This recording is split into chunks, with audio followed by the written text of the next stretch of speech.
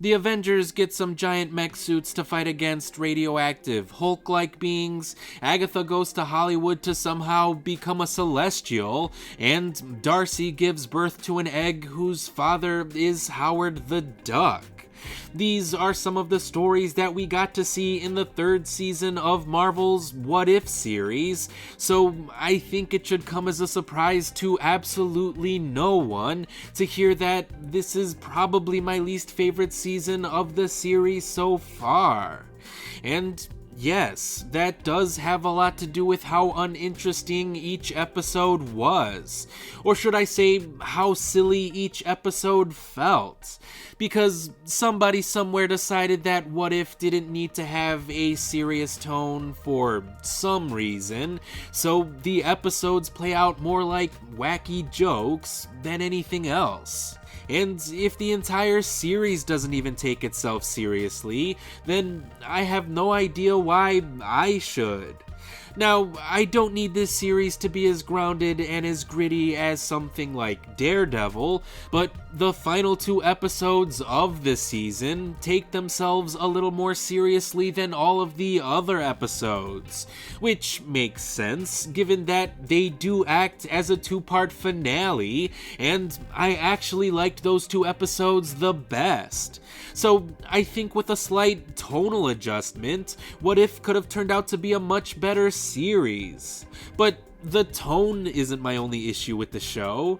The animation is still really stiff and wonky, which is especially noticeable in the dancing sequence from episode 2. Some of the character designs look oddly strange and distracting, like Bucky's design from the very first episode, and as is the case with the episodes from seasons 1 and 2, the episodes in season 3 have a runtime that is definitely way too short. So while it was good to see characters from phases 4 and 5 of the MCU, since they definitely should have appeared in more projects by now, their stories just didn't have enough time to become fully fleshed out. Each and every episode could have benefited from having a much longer runtime, but again, for seemingly no reason whatsoever, the episodes were all forced to have a 20-minute runtime. And having this series follow a strict set of guidelines, whether it was the tone or the runtime or the overarching narrative, kind of defeats the purpose of having a show that could literally be about anything and everything.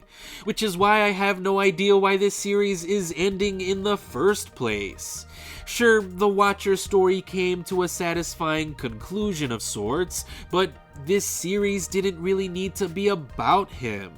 I mean, I enjoyed seeing how the Watcher had to face the consequences of constantly breaking his vow to never intervene, but that story should have been one of many. Isn't What If supposed to be a series about infinite possibilities?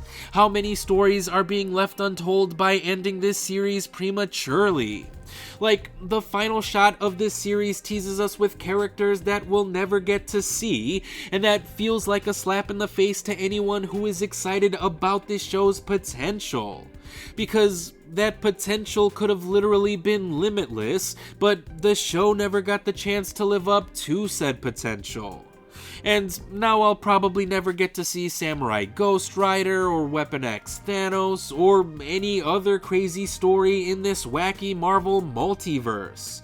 Because the MCU is only going to keep expanding, so it makes no sense as to why this series should end here and now.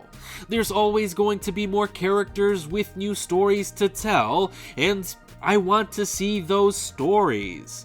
Let your friendly neighborhood Spider-Man star in an episode or 2, or even Daredevil, or Kingpin, or Punisher, or Blade, or the Fantastic Four, or the X-Men. I mean, Storm the Goddess of Thunder randomly popped up in the finale without any context, and I want to know what her story is. Especially if it means Allison Smith could return for some more excellent voice work, so let's see all of these stories.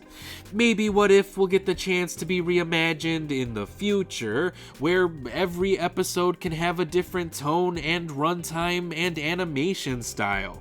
That would be pretty neat. But as it stands now, What If turned out to be a pretty underwhelming series. And to be clear, I don't really mind any of the stories that were explored in this series. I just wish that the series would have done so much more overall.